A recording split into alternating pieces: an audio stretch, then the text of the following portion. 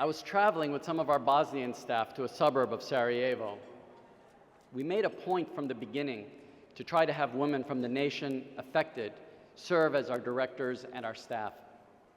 So we were looking for women who had been displaced or were still displaced so that we could enroll them in the program. We ended up sitting in an orchard in a farmhouse on a picnic table, and we were meeting with women from the area. After a few minutes, a very elderly man, very stooped over, heavy stubble, gray hair, and these great big Coke bottle glasses that you only see in cartoons. He walked over and he asked if this was the place where the organization that helped women was meeting, and said he was here on behalf of his wife who was too sick to come out today. He said, "Me and my wife are from Srebrenica. When the Serb army was about to overrun the city, my wife and I ran into the woods," he said, "trying to make it to a safe village.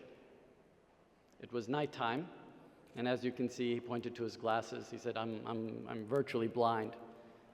"And so I tripped and I fell and the glasses broke. I told my wife to run without me and to save herself. She told me I had to come with her. She would not leave me. I told her I would only slow her down. So," he said, "she sat down next to me and she said, 'I'm not leaving without you. We would die together.' So," he said, "I got up and she carried me on her back to the next village where we survived until the war ended."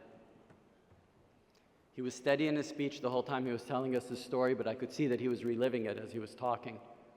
I was barely holding myself together, and Natasha was in tears as she was translating for me. He then added with determination, "I will carry my wife to each of your meetings if she can't walk. You have to include her." So we did.